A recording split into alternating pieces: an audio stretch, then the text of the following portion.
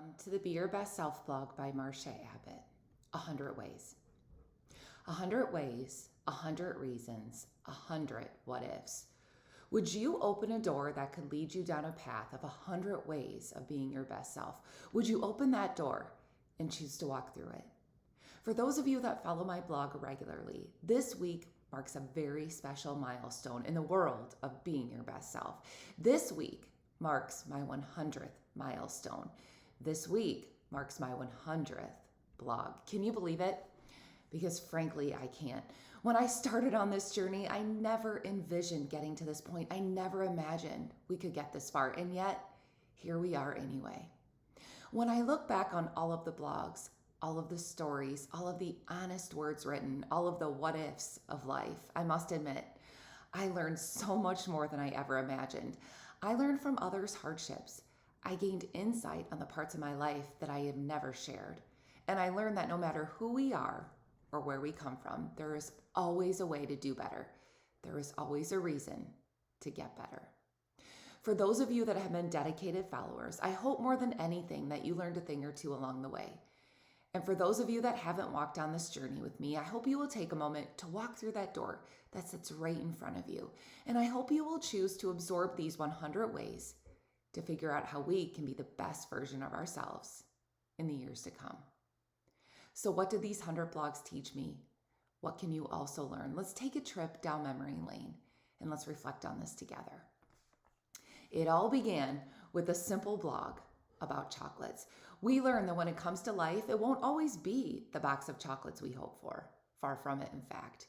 We then quickly moved on to a difficult topic that affects my family, dyslexia. Up next, it was all about the unicorns and how to keep them alive in our minds.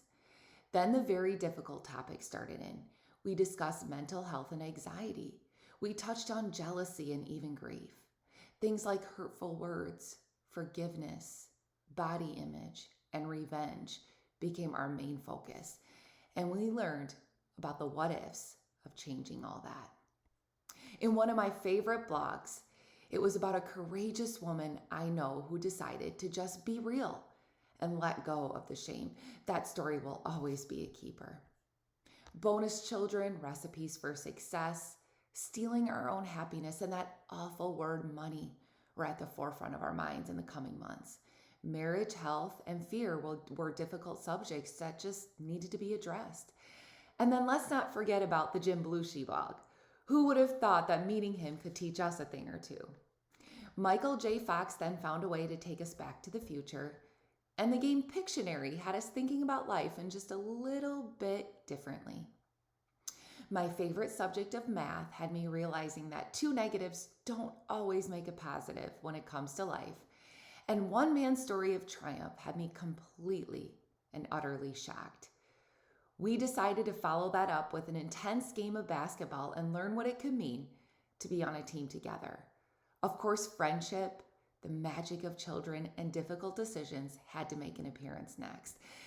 Then I wrapped it up with another trip around the sun, and I am grateful for that.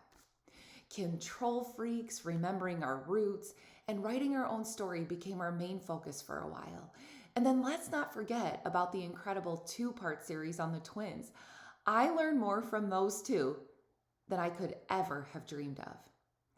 Judgment, fairness, mistakes, and needing a break, all great perspectives that we should carry with us forever. And writing about cancer, along with that never-ending question of why, hit home for me as a dose of reality set in that was affecting loved ones in my life.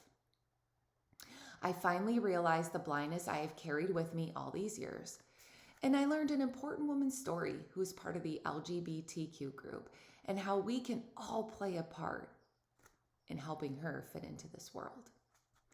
Being cautious with expectations and learning to admit that it's okay to not be okay, that came up next. And we wrapped up the first 100 with bringing out the beast. Wow, it sure has been quite the journey. So there it is, 100 ways, 100 reasons, 100 what ifs. And right in front of you is the door that will lead you to it all. I hope you will choose to not only open that door, but to walk through it and learn how to be the best version of yourself in the years to come. So that's a wrap on my 100th blog. And while we covered so many issues and so many difficult topics over the years, I have learned yet again something else today. I now realize that this is only the beginning. This journey is far from over because we still have so much more to discover together. So grab a hold of my hand and let's walk through this next door into the next 100, because no matter who you are or where you come from, there will always be a reason. There will always be a way to do better and to get better in life. And I just can't wait to see what will come up next. For those of you struggling in life, or if you have a topic of interest that you want me to talk about in this blog, email me at beyourbestselfblog@gmail.com. Let's work together to be our very best selves. Click below on the subscribe button for my blog updates.